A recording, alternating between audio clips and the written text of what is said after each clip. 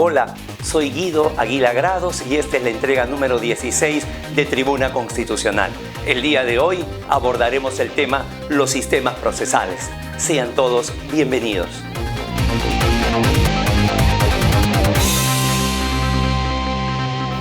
Existe un término que para la ciudadanía en general, para la población en general, resulta ser lamentablemente sinónimo de injusticia, sinónimo de una pretensión o un derecho insatisfecho o sinónimo de una dilación que parece eternizarse. Es la palabra juicio.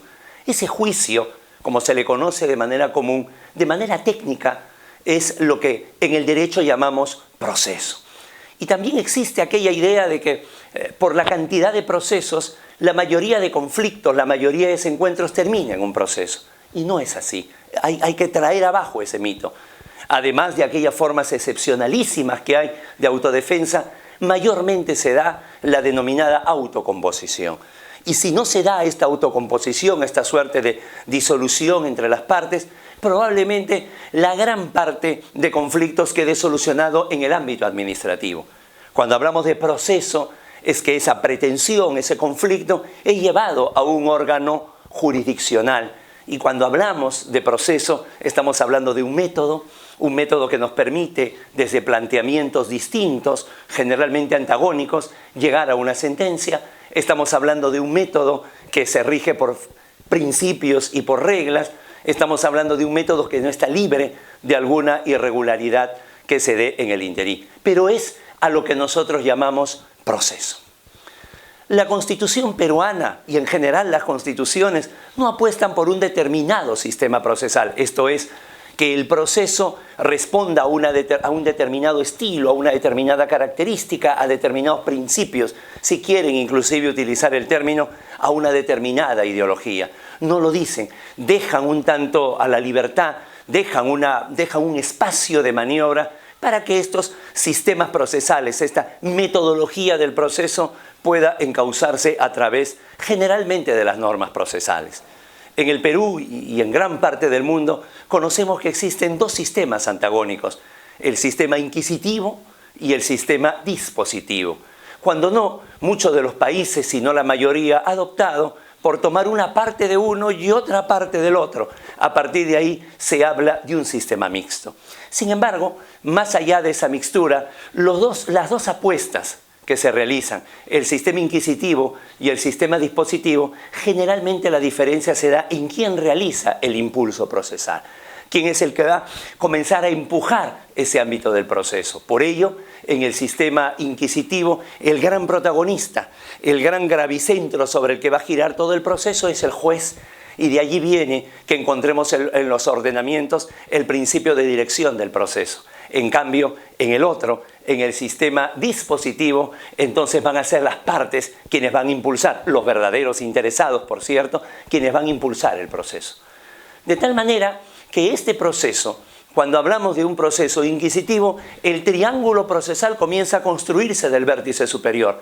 Cuando hablamos del sistema dispositivo, el triángulo procesal comienza a construirse desde las bases, desde esa situación dialógica en que se encuentran generalmente demandante, demandado o denunciante, denunciado.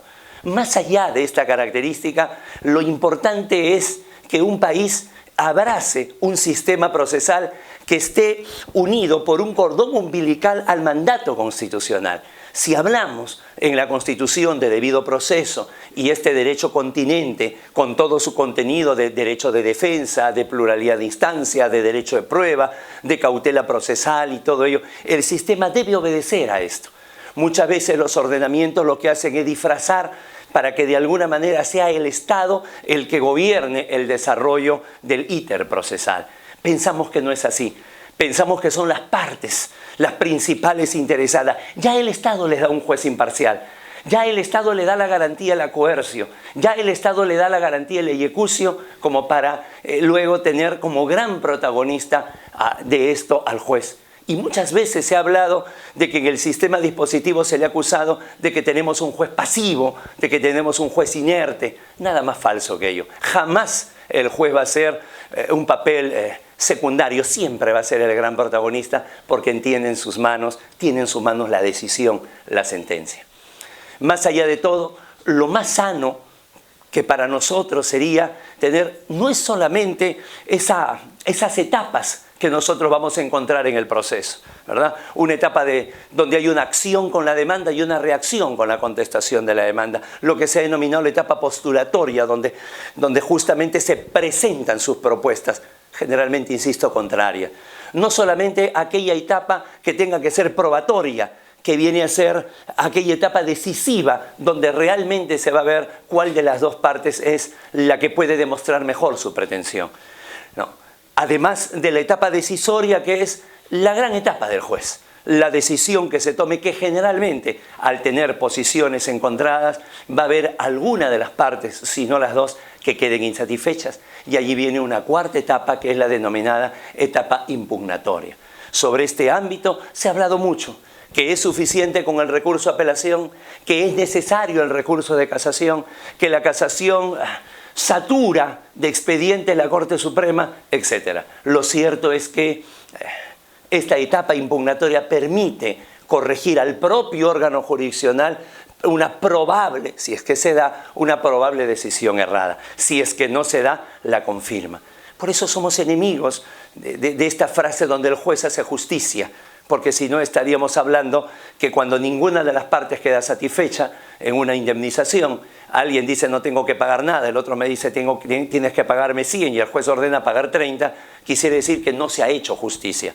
O cuando hay una decisión en primera instancia fundada y otra decisión en el superior infundada, tampoco habría justicia o habrían dos justicias. No, lo que hace el juez es resolver un conflicto de intereses, que claro, en algunos casos, con esa etapa decisoria, una segunda decisión luego de la etapa impugnatoria, viene la etapa de la ejecución.